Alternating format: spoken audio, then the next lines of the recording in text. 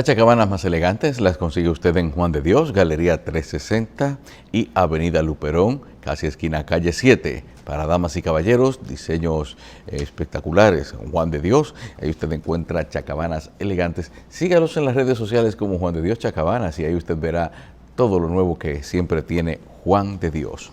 En L&R Comercial, todas sus tiendas tienen grandes especiales para que usted supla su casa y su negocio con lo que le acomoda la vida. L&R Comercial, donde coger fiado es fácil y las mayores facilidades de crédito para que usted no se vaya con las manos vacías. L&R Comercial, donde todos califican. Continuamos, doctor. Bien, señores.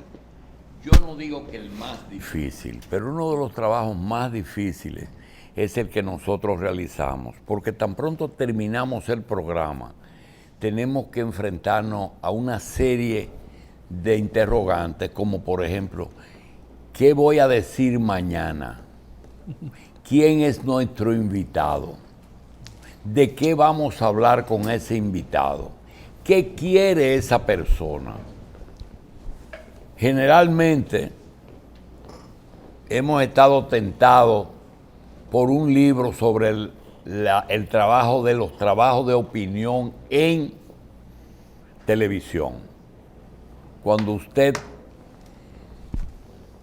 va a hacer un programa y pretende ser imparcial, nadie es imparcial, pero tú tienes que ver cómo la gente te percibe, que es lo más importante, la percepción.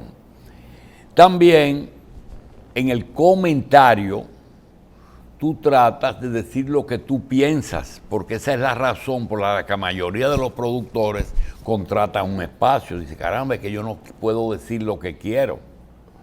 Y hay otro, ¿qué quiere el que viene mañana? A veces el que viene mañana quiere buscarse un empleo. A veces el que viene mañana quiere destruirle la vida a alguien. O a veces el que viene mañana quiere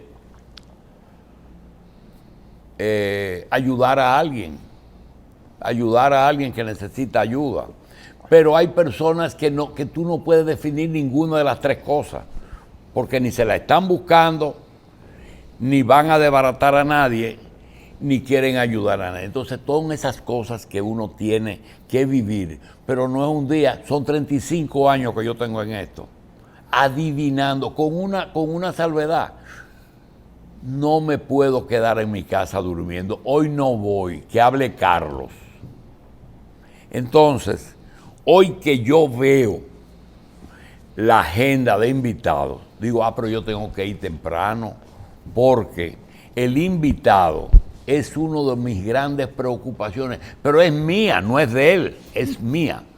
Y es que cuando tú ves que el PLD se divide porque Juan Bosch y Peña ya no pueden compartir un liderato, no cabemos dos gallos en el mismo gallinero, entonces se hace el PLD. Balaguer no le da paso a nadie y Peña Gómez se convierte en un gallito en el y esperando su turno. ¿Y qué hacemos nosotros? ¿Y quién es que va a sustituir eso? Balaguer en el 96 decidió hacer su testamento a favor del PLD. Quizás tenía la conciencia un poco confundida con su actuación en el 90 y decidió levantarle la mano a la oposición. Pero ese no es el problema nuestro, el problema es quiénes son los nuevos. Y yo digo, los buenos, el doctor Moreno, Minú, y yo me pregunto, a Eduardo Estrella, ¿esa gente tiene oportunidad? No, ya Moreno tiene cinco campañas y no ha aprendido. ¿Cuál es el mecanismo por que prende? Pero yo quiero confesar aquí delante de él, nuestro invitado es Guido Gómez, que la principal preocupación mía, pero es mía, es Guido Gómez. ¿Qué quiere Guido Gómez? ¿Quiere ser Fuñir a Miguelito, ya lo hizo, y a Orlando Jorge, y ahora le toca al gobierno. Quiere ser presidente de la República. Todos los políticos quieren ser, pero no veo que él ha cogido el camino a Palacio, porque todos sus hechos no conducen a ese lugar. Entonces, no sé, mi amigo Guido, cuándo es que va a decir qué es lo que... Es una conciencia nacional en que donde el dolor desgarre la materia oprima y el peligro amenace, él lo va a decir. Eso era Tamacún en una novela cubana. Le doy la bienvenida a Guido y ojalá él me entienda, porque su inteligencia me supera por mucho la mía, y eso es una de las desventajas que tengo. Su talento es inconmensurable y nunca ha dicho me equivoqué, no se ha equivocado nunca. Por tanto, estoy frente a un infalible. Guido, ¿qué es lo que vamos a hacer tú y yo? Yo entenderte y tú decirme para dónde vas. Bien, buenos días. Gracias por la invitación. Yo lo primero que debo hacer es sentirme muy bien porque te veo en perfectas condiciones. Y eso me alienta. Porque el afecto y el cariño no es solo una jurisdicción de tus hijos. Cosa. Y frente a eso, qué bueno que te veo en buen estado. Y de inmediato paso a responderte esa introducción que tú haces. Lo primero es, Julio, que nosotros, y utilizo la primera persona del plural, tenemos el convencimiento de que intervenir en la actividad pública es un acto de compromiso. Es un acto de compromiso. Yo provengo de una tradición familiar con vínculos democráticos, me eduqué en la casa en esa dirección y siempre he creído que la vocación de servicio tiene que ser la regla, no la excepción. Sin lugar a dudas, yo me he vinculado a la práctica política y en el ejercicio de la práctica política he tenido aciertos, desaciertos, pero en cada uno de los escenarios que he participado siempre he creído que debo defender mis ideas. La gente está de acuerdo o no con ellas. Afortunadamente lo he hecho en el marco de un proceso democrático donde nadie corre otro riesgo que no sea generarse afectos o desafectos, porque en otra época serían peores las consecuencias. Ahora, en lo que yo sí estoy comprometido es hacer mi contribución a que el modelo democrático dominicano siga avanzando en términos institucionales, en lo que respecta al asentamiento de la vida nacional. Y en ese sentido, en el último proceso político, yo quiero decirle a ustedes que, como muchos dominicanos y dominicanas, yo aposté al cambio y trabajé en esa dirección. Y tú eres el mejor testigo, porque lo dije en tu programa durante la campaña electoral, que lo hacía bajo el convencimiento de que la principal aspiración nuestra era desplazar al PLD del poder. Ahora, desplazado el PLD del poder, la pregunta ahí sí vale la pena. ¿Qué hacer? No en términos personales, porque yo te puedo hablar en términos personales. Yo te hablo en términos de país. Lo primero que debo decir es que si bien es cierto la fuerza de los votos condujo a la victoria electoral, el principal desafío de la actual administración no solo es ser eficiente, honesta en la gestión, sino desmantelar toda una estructura que por 16 años estuvo en la dirección del Estado.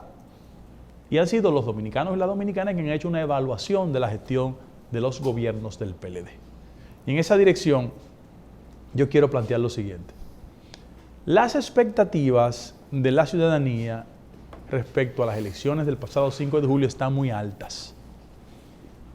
Y en el gobierno debe hacerse una lectura inteligente de cuáles fueron las características que condujeron a esa victoria. Ahí coincidieron dos elementos. La sed de desplazar al PLD del poder y sobre todas las cosas, y eso lo quiero subrayar, que en el marco de la campaña acompañamos tanto la denuncia de la ciudadanía respecto de las conductas incorrectas de la pasada administración que creamos ya un parámetro en que no hay vuelta atrás. Y por eso, a solo 60 y tantos días del gobierno, hay gente, unos que legítimamente y otros que, asusando el punto de vista de la oposición, han entendido que el gobierno no llena las expectativas del lugar. El que dice eso está en su legítimo derecho, pero no entiende las características de este proceso. El gobierno del compañero Luis Abinader es un gobierno que surge en el marco de una transición política y un deseo de sustituir al gobierno del PLD. Yo a veces escucho a Julio y escucho a mucha gente que hace opinión pública que no lee correctamente qué fue lo que pasó el pasado 5 de julio. Y lo quiero decir por primera vez aquí, Julito. ¿La gente votó por la candidatura del cambio? Sí. Ahora, ¿cuáles fueron los elementos que condujeron a que tanta gente se sumara a esa voluntad?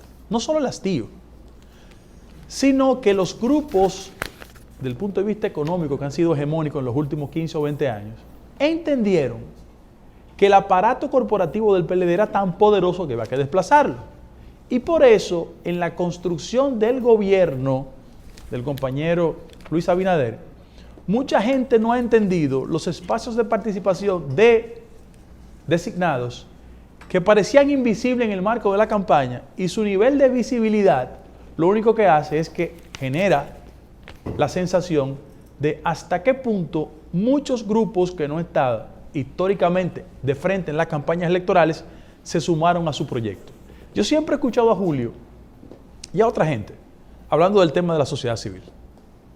Y yo lo primero que quiero hacer no es una defensa, sino es un reconocimiento de que hay sectores de la sociedad civil que han demostrado el arte de cogobernar sin votos, porque tienen la capacidad de contrapeso y crítica que los gobiernos que surgen necesitan espacios de representación para ello. Lo hizo Leonel, lo hizo Hipólito, lo hizo Danilo y lo ha hecho el actual presidente de la República. En segundo lugar, ¿dónde estuvo el mayor aprovechamiento? ¿Por qué es que le dan espacio a ellos porque sin tener votos? Porque ellos tienen el nivel de contrapeso.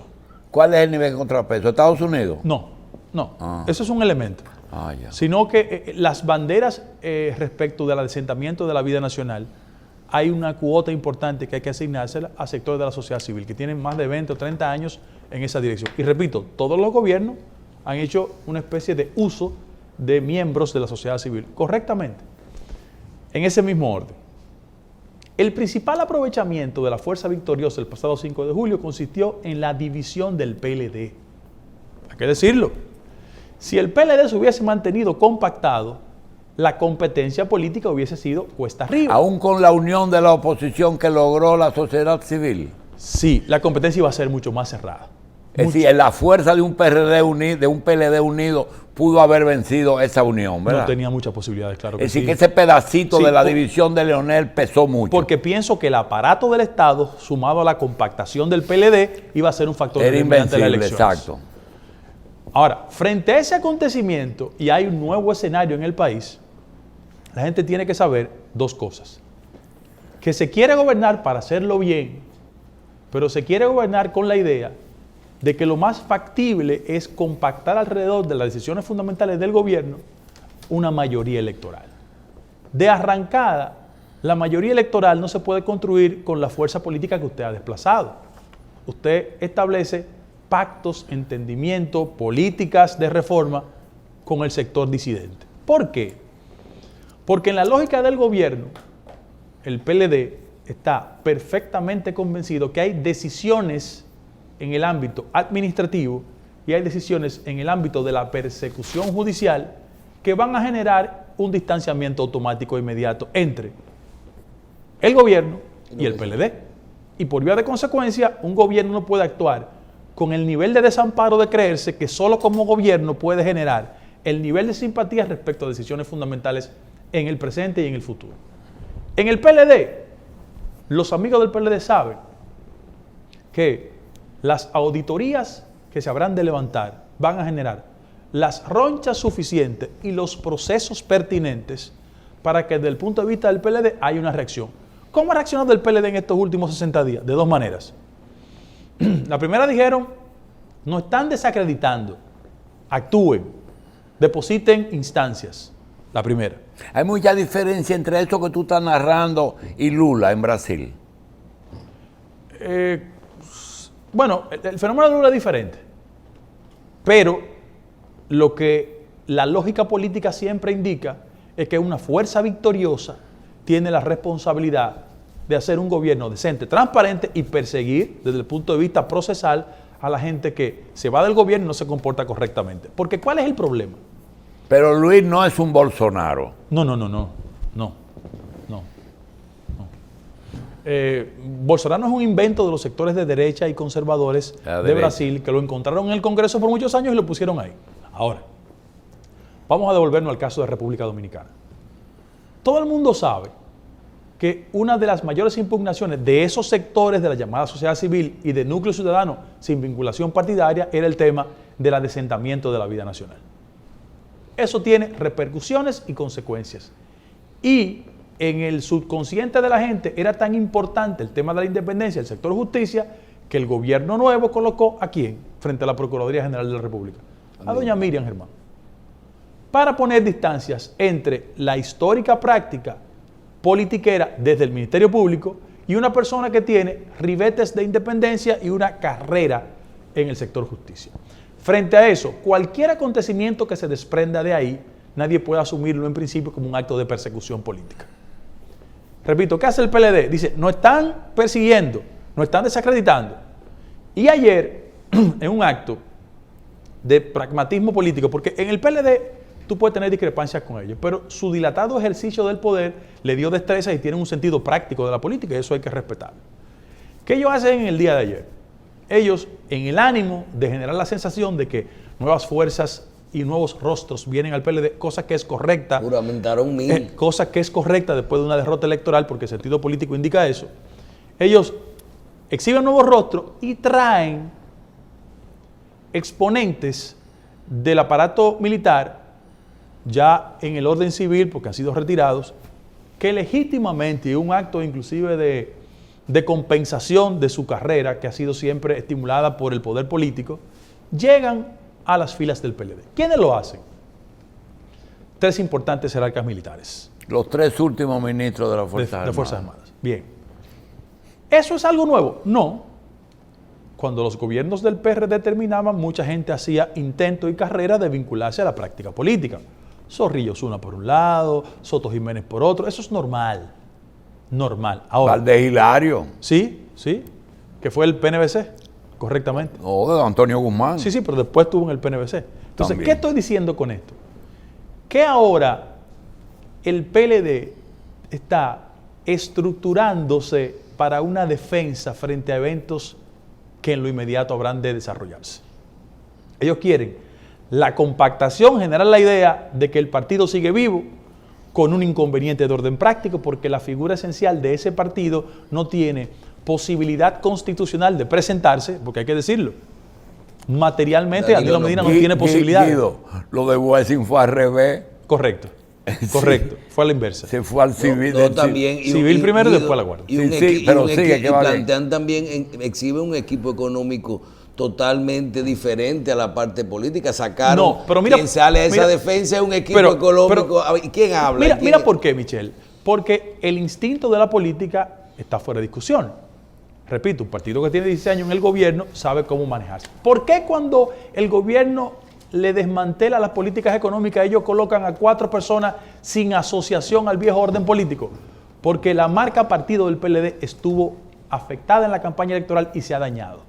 El tema de la corrupción lo ha dañado, y las figuras esenciales del partido que podían salir a defender los éxitos de su gobierno saben perfectamente que su imagen está afectada. Entonces, ¿qué hace el PLD? Bueno, saca a la palestra a un exministro de Economía, un muchacho muy joven, saca al ex candidato a senador por la capital. De presupuesto. Saca al ex director de presupuesto y al de Contraloría General de la República. Perfecto, muy bien. Ahora, cuando vengan los procesos que están al doblar de la esquina, esos jóvenes, nuevos rostros, muy bien, perfecto, no sé si tendrán las destrezas y el entrenamiento para subir al cuadrilátero en una defensa política y jurídica que es de otro nivel.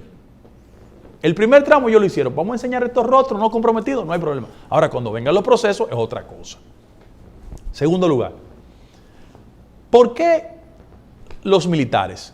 Por la simbología de la compactación, por el nivel de gratitud de ellos, porque fueron promovidos durante los gobiernos del PLD, Pero sobre todas las cosas, hay muchos guardias que ya necesitan hoy la defensa política de un partido frente a futuras eventualidades. Y yo doy un acontecimiento que es un poco aislado, pero revela por dónde yo voy a andar en mi argumento. Miren, la semana pasada el exministro de Defensa mexicano, de Peña Nieto, aterrizando en Los Ángeles, lo detuvieron. Es un acontecimiento que ha estremecido la relación de poder, los militares en América Latina. El ex de Defensa. El ministro de Defensa, sí. Pero ya había pasado con García, que era ministro de Seguridad Pública, y lo habían condenado hace 6 meses. ¿Qué yo estoy diciendo con esto? Que en los procesos de adesentamiento de la vida pública en América Latina, no es un fenómeno exclusivo de República Dominicana, cuando el control de poder judicial está en manos de un sector político, poderes no nacionales activan todo su circuito para que la persecución política impedida por el control judicial de los partidos sea manejada en otra dirección. En el caso de la República Dominicana, ¿qué hizo el PLD? El PLD se construyó un modelo de justicia para que al final de la jornada la sustitución de ellos del gobierno genere la sensación de que sus políticos están blindados. ¿Quién es el jefe de la Suprema Corte de Justicia? Una persona muy amigo mío, muy buena persona desde el punto de vista del manejo personal, pero es un ex miembro del Comité Central del PLD. Las principales preocupaciones respecto a los procesos judiciales durante la administración del presidente Medina, ¿en qué consistían? En que el jefe del Ministerio Público, el Procurador General de la República, era un cuadro político del PLD. Y ahora, en esta administración, para generar una sensación de mayor seguridad frente a futuros procesos, se coloca a una persona que es independiente. ¿Por qué? No solo por los acontecimientos que uno puede levantar. Nosotros tenemos bastante documentación, oficial y oficiosa. Pero yo quiero decir lo siguiente, lo digo frente a Julito y a ustedes, que hacen un periodismo muy singular y tienen un juicio crítico sobre las cosas. Pero yo lo quiero decir aquí responsablemente.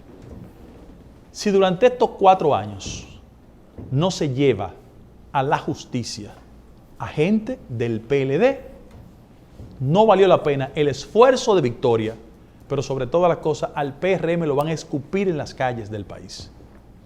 Porque la principal aspiración de muchísimos sectores de la vida nacional, incluyendo los que apostaron al cambio, era que el tema de la justicia llegara hasta las últimas consecuencias. Porque un buen gobierno que hagan ustedes no será suficiente. Sí, la gestión de gobierno es importante. Es decir, que el nivel de vida de los dominicanos se eleve a pesar del problema que duplicaría el mérito. Tienen que meter preso. Es decir, es la combinación de 2 elementos. La situación económica del mundo está en un estado de excepción. La pandemia. Yo he dicho múltiples veces que una crisis de carácter sanitario se transformó en una crisis de carácter económica. Por eso en la gestión de gobierno tú ves al presidente de la República haciendo énfasis en ¿qué? Celebrando que hemos incrementado las remesas. 2.7 se han incrementado. Impulsando el tema del turismo. Nos falta el sector de zona franca porque son los 3 elementos que han fortalecido la economía dominicana. Repito, solo China tiene la posibilidad de crecer 2% en el mundo. El proceso de recesión va a golpear las economías. Ahora, el gobierno tiene que hacer un esfuerzo por gobernar bien. ¿En el 2021? Sí, por gobernar bien. Ese es el esfuerzo del gobierno. Ahora, hay aspectos en que el gobierno no tiene que involucrarse, pero que si no activa el circuito de levantar las auditorías, la sociedad dominicana se va a quedar muy desesperanzada. Entonces el gobierno fue muy ambicioso cuando plantea un presupuesto con los niveles de crecimiento que lo hizo para el 2021. Sin embargo, fíjate que el gobierno tiene un sentido de escuchar correctamente la reacción ciudadana, que frente al intento de impuestos hubo una reacción. Y en la parte internacional que usted menciona, tú dices, en un momento dado, cuando en un país no se hace justicia, puede ser que, por ejemplo, los Estados Unidos lo hagan. Ese proceso de elección en Estados Unidos puede hacer en este momento que ellos estén enfocados en otra cosa. Lo que pasa es que las políticas del Departamento de Estado son políticas coherentes, consistentes, que poco importa quién llega al gobierno. Sin embargo, el factor de elecciones podría acelerar o desacelerar los procesos. Yo soy de los que cree que Biden va a ganar las elecciones. Bueno, déjame corregir. Más que Biden va a ganar, Trump va a perder las elecciones. Eso es lo que yo creo en el próximo proceso venidero en los Estados Unidos. Sin embargo, en el caso de la República Dominicana, yo quiero decir lo siguiente. por esas ironías de la vida. Ustedes saben que los únicos dos gobiernos que han fomentado procesos de intervención militar en la República Dominicana, que obedecía a otros factores, han sido gobiernos de corte demócrata. Woodrow Wilson y Johnson, demócratas, que hicieron un proceso de intervención. Repito, eso obedecía a otros factores de política exterior. Pero en el caso específico, con lo que Michelle aborda, de la República Dominicana, yo quiero decir lo siguiente. Las expectativas de la ciudadanía están entre una mejoría sustancial de la economía, eso es verdad. La persecución. Y sobre el tema de la persecución. Hay que hacerlo dentro del marco en que se respete la presunción de inocencia, que nadie entienda que es una cacería de brujas, pero sin lugar a dudas, a la ciudadanía le asiste el derecho de un pase de balance, un pase de cuentas de gente que en los últimos 8 años hizo un ejercicio de crecimiento económico sin precedentes. Y quiero ser preciso en esto. Somos muy injustos cuando concentramos las políticas de persecución solo en el ámbito de lo civil. Yo pienso que también aquí en la República Dominicana hay muchos exponentes de todos los partidos y en todos los gobiernos del sector militar que han esquivado históricamente el proceso de persecución, salvo 2 o 3 excepciones, pero que también hay muchos guardias que le fue demasiado bien en el gobierno, que el nivel de opulencia que exhiben no tiene precedentes y que la justicia, si no toca la puerta de esa jurisdicción, también va a quedar trunca. Es decir, en el proceso de asentamiento de la vida nacional, no solo perseguir a los exministros, a los alcaldes, a la gente que no se ha comportado bien, sino que hay que llegar hasta las últimas consecuencias en el ámbito de lo militar, porque hay muchos guardias que han estado históricamente excluidos de la persecución y la gente cree que el tema de la corrupción y su combate es solo responsabilidad en el ámbito de lo civil. Uno de los reclamos precisamente de muchas personas que piden precisamente que sean sometidos los señalados por corrupción es que ante una necesidad evidente de dinero se le quite y se busque dinero donde la gente que lo sustrajo. Entonces, judicialmente eso Sí, se posible. puede proceder, ¿sí? Es posible. Lo primero es que tiene que intervenir un proceso de sentencia. ¿Existe la justicia restaurativa en este país? Sí. Yo creo que el principal reclamo en el país es traduzcan la acción de la justicia y busquen el dinero Es que decir, tienen. si Guido fuera a la autoridad competente, no el discurso que tienes que decir porque tú estás obligado a un discurso Sí, claro. por tu posición. Tú dices, bueno, no sé si el procurador o el presidente. Dice, ven acá fulano, siéntate aquí. Mira, yo tengo todas las pruebas, las tengo de que tú, por lo menos del 50% de lo que te robaste, yo lo quiero. No se va a evitar cierta prisión, porque es imposible. Lo hacen en Estados Unidos, le quitan 20 años a Quirino y se lo ponen 8, pero él canta lo que ellos quieren. Pregunta, eso de decirle, ven, siéntate aquí y devuélveme, ¿es posible aquí en este país? Sí, es posible. Antes de comenzar el proceso. Lo que pasa es que yo prefiero, para darle un matiz de legalidad, que sea mediante sentencia.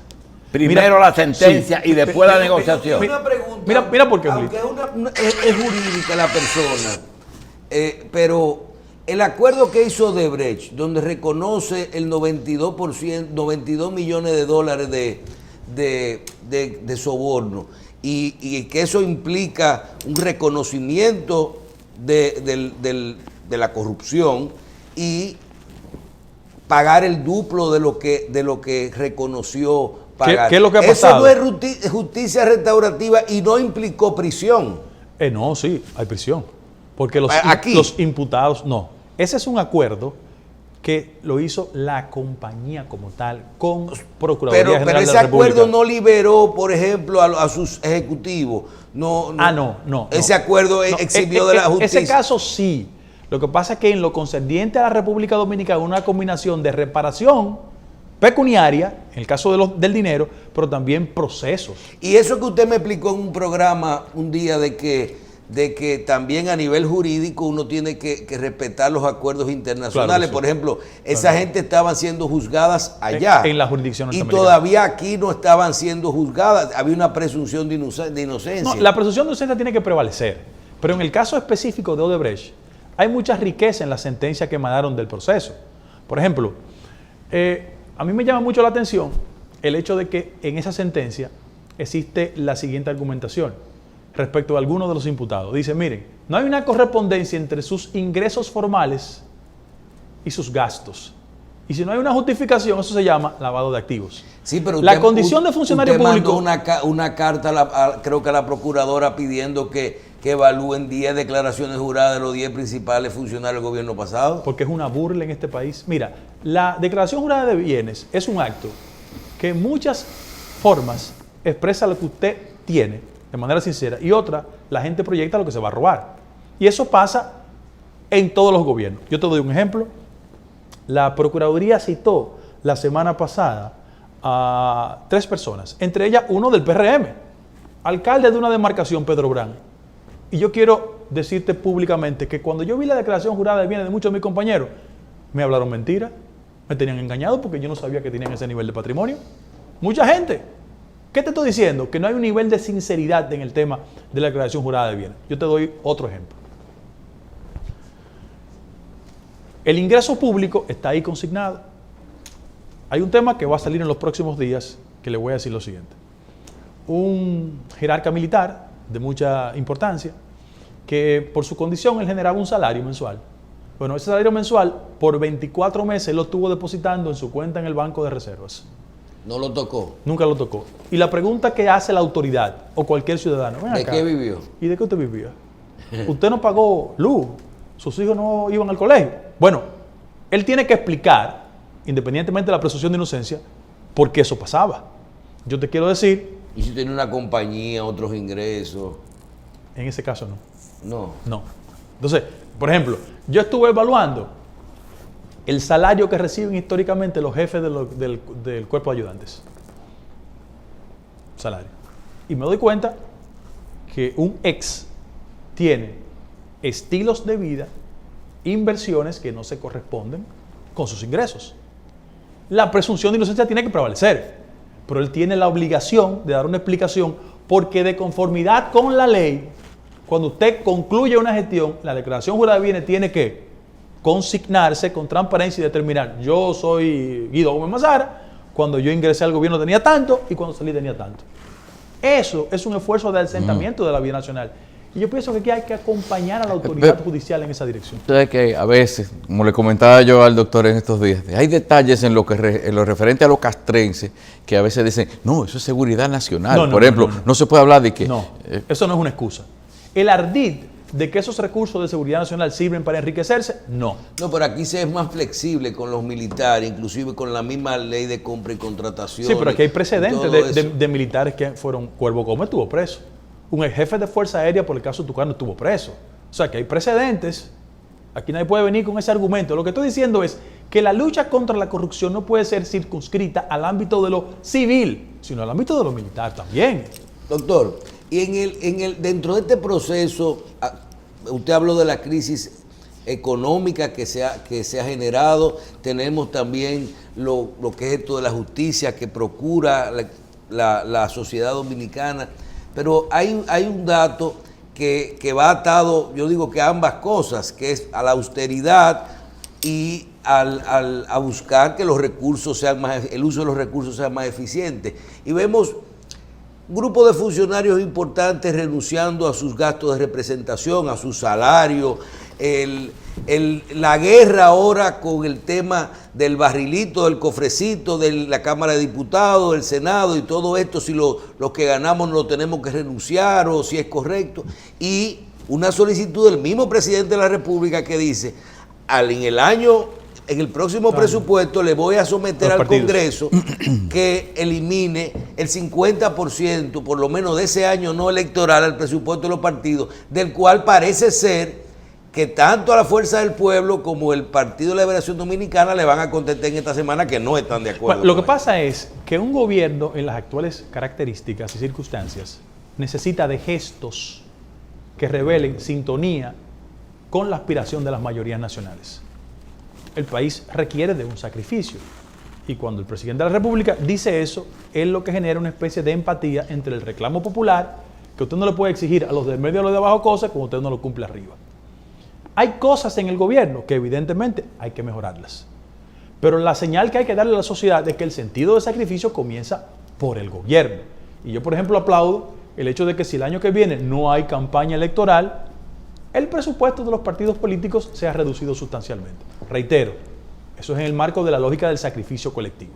Ahora, hay aspectos que son mucho más importantes que ese tipo de gesto. Y es en tal sentido. ¿Y es?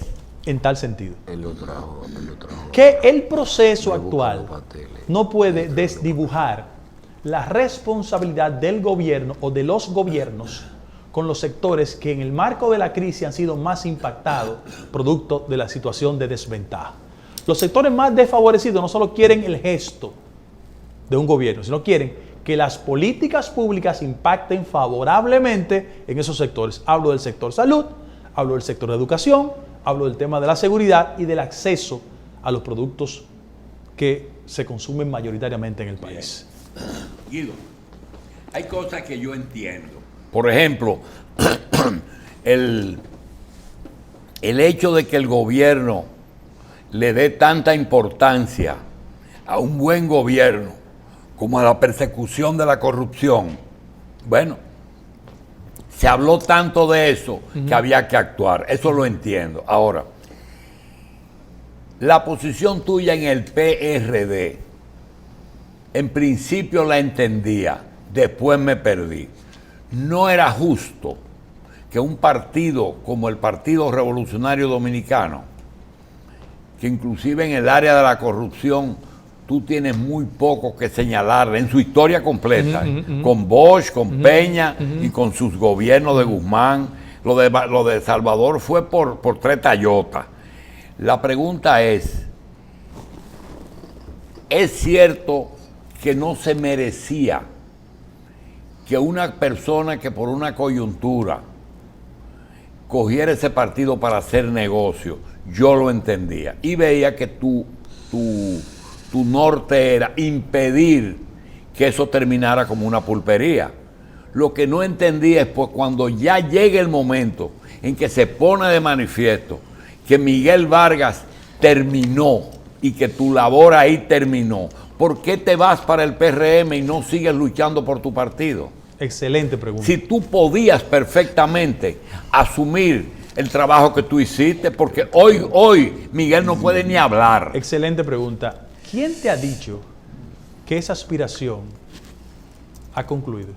Concluyó. Yo lo que te estoy diciendo con es tu viaje que, para el otro lado. Lo que estoy diciendo es, Julito, vamos al terreno práctico. ¿Qué es un PRMista? Un PRD con otras ropas. Un PRDista incómodo porque Miguel tenía el control del partido. Elemental. Ahora. Sí, no, espérate, no es tan rápido. Vos se llevó el PLD y no se pudo llevar el PRD. Por una diferencia. No se lo pudo llevar. ¿Sabe por qué? Por Peña. Por Peña. Ok. Hipólito se llevó el PRD y Miguel no lo pudo. Se quedó con 3 gatos, literalmente. Y Leonel trató de repetir y lo que se llevó fue la gota que rebosó. Se llevó un 3%, pero que decidió unas elecciones. Es decir, no pudo lograr ni lo de Bosch, ni lo de Peña, ni lo de ustedes. Pero eso en el caso del PLD, mira, yo soy PLDólogo, yo trato de estudiar el PLD. Sí. En el caso del PLD no se ha definido, mira por qué. Y estoy tocando un terreno que no es mi jurisdicción, pero tú tocas el tema. Mira lo que pasa. En América Latina los partidos tradicionales hicieron metástasis, colapsaron, porque sus élites se desconectaron de su base electoral. ¿Y qué hizo la gente? Procuró que con la misma base electoral tuviesen partidos nuevos. Eso pasó en Perú. En otros partidos lo mataron el cáncer, no metástasis. Claro, en Venezuela se murió todo el mundo. Bueno, pero por parte. La verdad es que la sociedad venezolana que anduvo cerca de COPEI y Acción Democrática está en Primero Justicia. O sea, la base electoral de esos partidos está ahí, en contra del chavismo, y ha ido votando. Esa transformación, ¿qué es el PRD de México? El PRD de México era un grupo de gente insatisfecha con el PRI, que se mudó del PRI al PRD y ahora está con López Obrador. O sea, los partidos se van movilizando, porque cuando los liderazgos no entran en sintonía con la sociedad, hay una reacción natural. En el caso específico de nosotros aquí, Julito, yo quiero decirte que mientras Miguel regenteaba el partido, no había posibilidad electoral. Es que hizo la mayoría, se fue al PRM a construir una opción. Ahora, en el caso del PLD, déjame decirte lo siguiente. Mientras Danilo Medina no tenga posibilidades constitucionales, oye esto, yo respeto mucho los liderazgos emergentes en el PLD, pero tú no puedes otear en el panorama la posibilidad de que uno de ellos tenga la potencialidad de ser candidato con éxito en el 24. ¿Y qué va a pasar? Mi interpretación es que cuando el PLD sienta los procesos de persecución judicial que le vienen, porque tienen que venirle, ellos habrán de procurar una vía, una sombrilla, donde el aliento y la posibilidad electoral crezca. Yo soy de los que cree que esa parte Leonel la va a capitalizar. Yo soy de los que cree. Sí, es así, pero hay algo. Tu amistad con un presidente del Consejo Nacional Electoral no logró, ni siquiera tu amistad con él, de que las sentencias del Consejo, del Tribunal Superior Electoral te beneficiara. Sí. Es decir, la mayoría te perjudicó. Sí. Cuando te obedecía al poder Político. al PLD, Sí, al claro. poder político. Sí. ¿Qué te hace pensar ahora que el poder de Abinader te va a entregar el PRD? No. En las conversaciones que yo he tenido con Luis, que son muchísimas, nunca hemos hablado de que me entregue el PRD. Nunca. Yo la cosa me la gano por mi vía. Y yo hice una contribución a la victoria de Luis por convicción, no esperando nada a cambio. Yo lo tengo muy claro. Ahora, yo lo que estoy diciendo es, y tú comenzaste la conversación del programa, Guido, ¿hacia dónde tú vas? Sí, ¿para dónde va? Esa es la Yo te pregunta. estoy diciendo es que en la actual coyuntura yo tengo dos responsabilidades. La primera, yo voy a defender las causas que condujeron a la victoria del 5 de julio. Estoy convencido de eso, de que este país necesitaba un cambio. Y en segundo lugar, yo estoy plenamente convencido también que yo no puedo andar por la vida construyendo candidaturas sin posibilidades. Lo mejor que le puede pasar a la sociedad dominicana hoy en día es que mire más hacia el futuro que al pasado. Y en ese contexto, si las condiciones creen que yo pueda ser alcalde de Cutupú, La Vega, bueno, aspiro a ser alcalde de Cutupú. ¿Y a qué sin conducen problema. tus acciones? No, primero es un acto de convencimiento. Va a aspirar. Es un acto de No, convencimiento. no, ¿a qué conducen tus acciones? No, a defender los valores. Pero es un proceso que va a terminar en algo o nos vamos a quedar como defensor del pueblo. Vamos por parte. En algún tramo de la vida yo voy a presentar una candidatura. Eso lo sabe todo el mundo. Ahora, en la actual coyuntura hacerlo es una desfachatez y una locura. ¿Tú Yo sabes no- cuánto tiempo ha pasado? Ajá.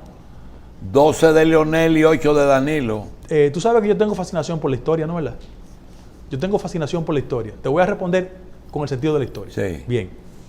La figura más importante era Horacio Vázquez en la República Dominicana. El 26 de julio del año 1899 participó con su primo, Mon Cáceres y Jacobo de Lara en el ajusticiamiento de Ulises Heró. ¿Tú sabes qué tiempo tuvo que esperar él para ser presidente de la República? 30. 25. Del 99 al 24, primer lugar. ¿Sabe cuál fue el primer empleo público de Joaquín Balaguer? Fue una legación en Francia. ¿Tú sabes cuándo tuvo que esperar? 30 y tantos años para presentarse en la primera línea del proceso Ay, que político. tú te esperas. Dos no. No, yo lo que interpreto es las coyunturas Ya históricas. está bien. 3.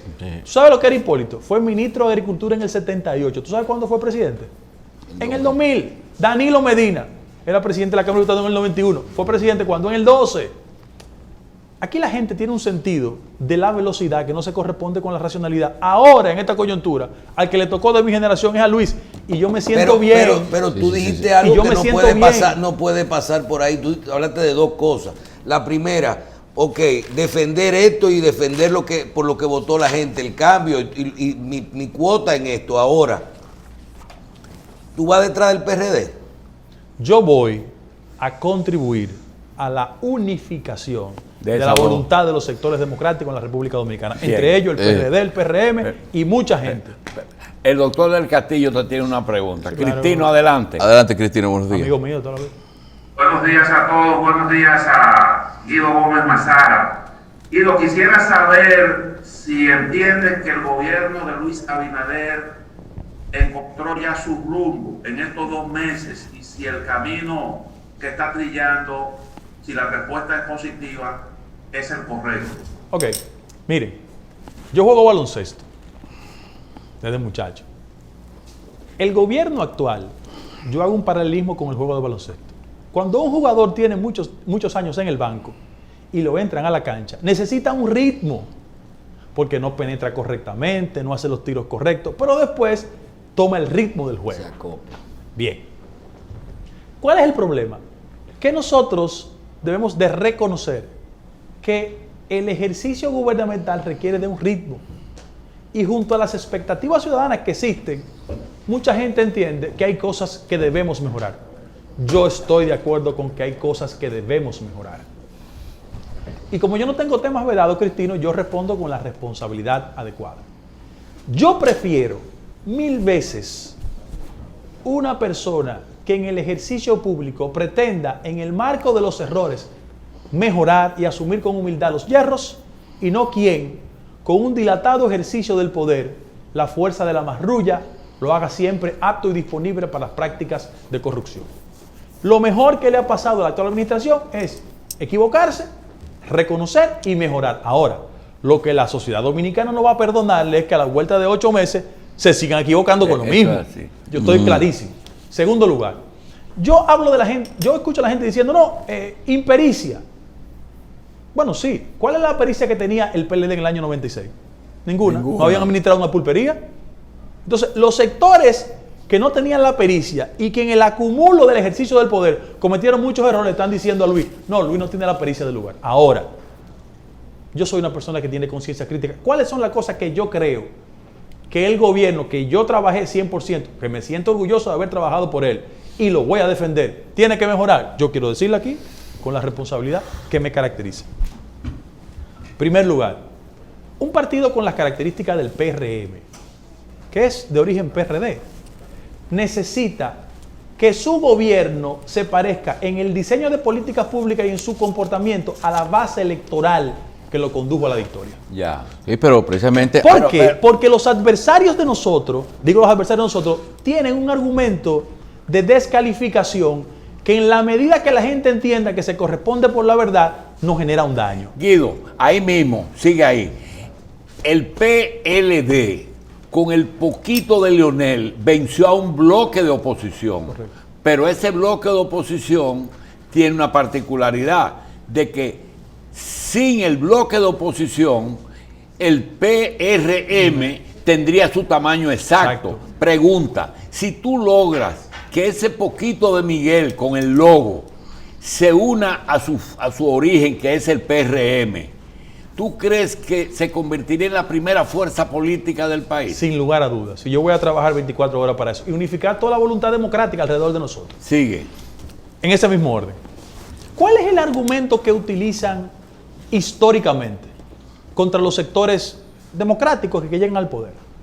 Contra Peña, irreflexivo y Maduro. No, Peña demostraba que era Maduro porque en momentos de dificultad Peña utilizaba su liderazgo para controlar las masas. Ahora, ¿qué dicen? Este es un gobierno de popis. De popis, sí. De blanquitos. De riquitos. Entonces, ¿qué sugiero yo? Primero, la construcción de una mayoría requiere la representación de todos los sectores. Yo no le quiero pedir a Jochi Vicente, que es el ministro de Hacienda, que conozca la estructura de base del partido. Yo lo que quiero es que él haga la función que él hace, que lo hace correctamente. Ahora, ¿cuál es la gran dificultad? Que cuando usted gobierna al margen de la base electoral y social, que siempre la ha respaldado, usted se desconecta automáticamente de los sectores y después, frente a las eventualidades, tendría grandes dificultades. Mira por qué. En el año 1984, cuando el PRD histórico se desconectó de su base electoral, fue el resultado de políticas económicas desconectadas de la base social del PRD y un Bernardo Vega en el Banco Central diseñando acuerdos con el Fondo Monetario Internacional. Cuando vino el problema, ¿qué pasó? El PRD perdió su base social, su base electoral, porque las políticas económicas de ese gobierno no se parecían a su gente. Y yo quiero que el gobierno de Luis lo haga bien, perfectamente. Pero que en la Central 2 también, Presinal y Monten estén nombrados, que Blas esté nombrado, que el presidente Pero eso nombrado. no va acorde con lo que se está planteando. No, pero el desafío de gente como nosotros es decir que las políticas Porque del eso es gobierno eso se es parezcan clientelismo mucho a ahora su mismo base lo que social. estamos cortando eso. No, no es clientelismo. Es un nivel de coincidencia. Hoy de nombrar a los compañeritos. No. Primero, yo genero algún tipo de resistencia con ese argumento. Mira, los compañeros no pudieron ser buenos para buscar los votos y malos ahora. Los compañeros son en gran medida los responsables de que ellos sean ministros. Pero Y tiene que haber. Pero dijo Danilo No, y el tiene- otro día que perdimos porque nadie quiso salir si no había cuarto. Y Bueno. eso también está pasando. Bueno, en pero el PRM. tenemos que revisar ese método y decirle a la gente que cuando el partido llegue ellos están empoderados, no solo porque tienen un empleo, sino porque las políticas públicas del partido se parecen a ellos desde el punto de vista social. Ahora, ¿cuál es el alegato? Yo, por ejemplo, veo que han sido 2 esquemas de ataque contra el gobierno. Y yo pienso que el gobierno tiene que no mejorar su política de comunicación. No. Yo tengo un respeto por Milagros y por García Archi. Bueno, yo hablo de la defensa política de la gestión del gobierno. Porque el gobierno está gobernando. Ahora, el partido tiene que estar lo suficientemente activo para que defienda la política del gobierno. Mira esto.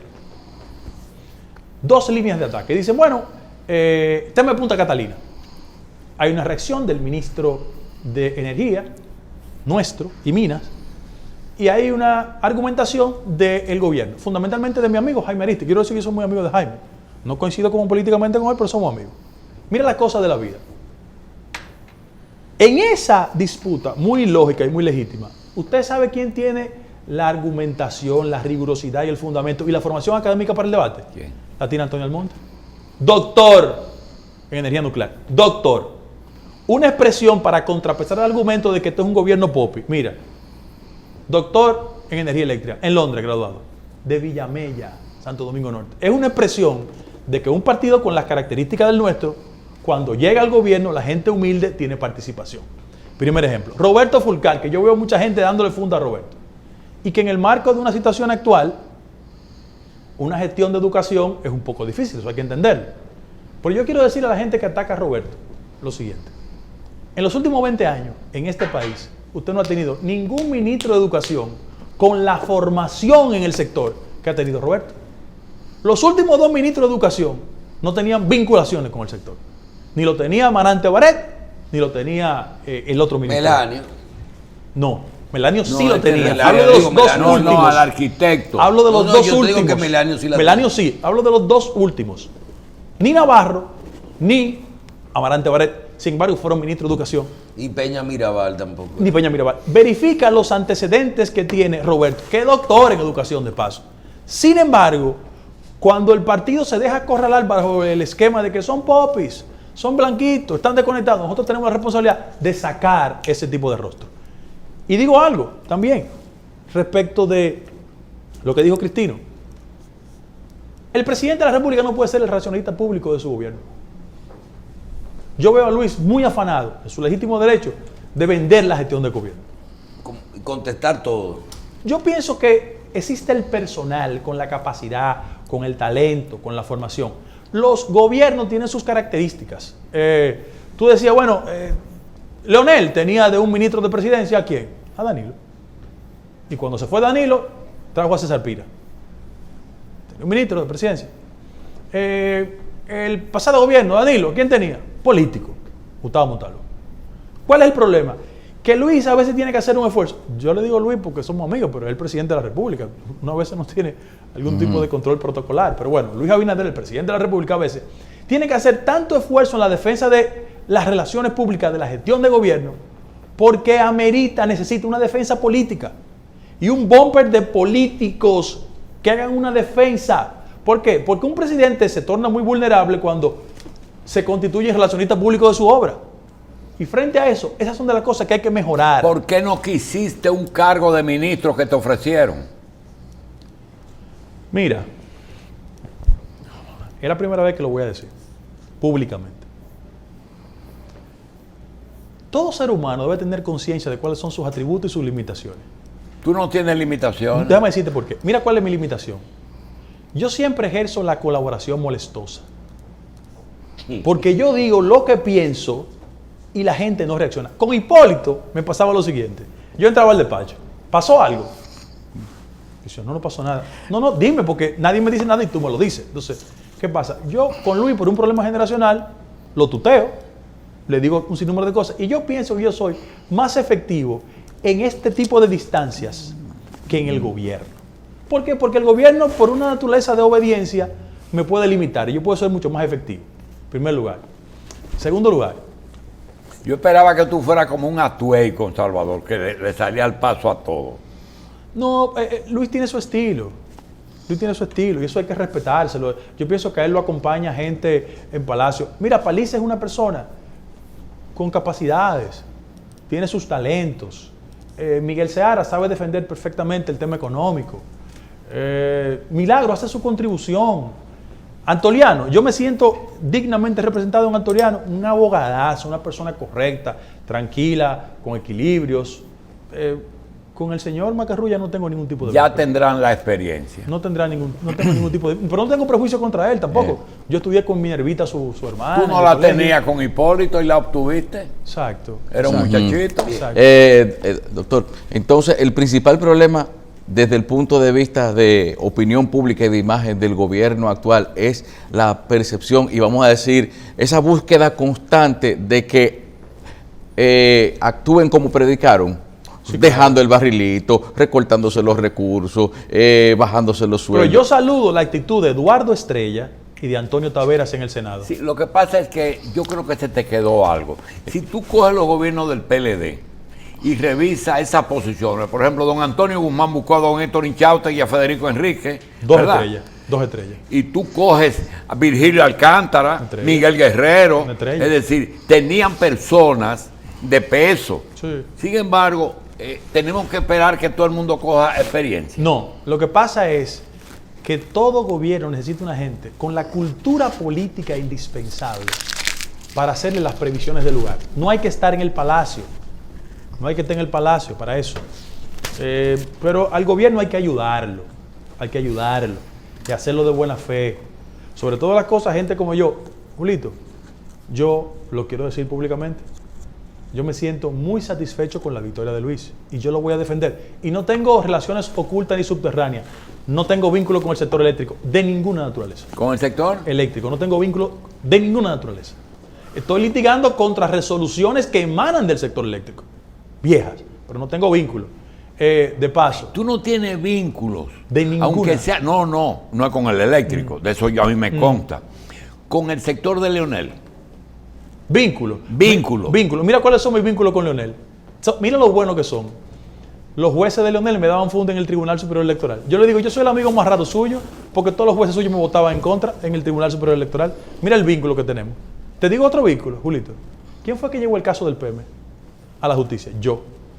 El vínculo de nosotros es tan bueno que él dijo que él prefería pagar antes de matar. Mira qué vínculo tenemos nosotros.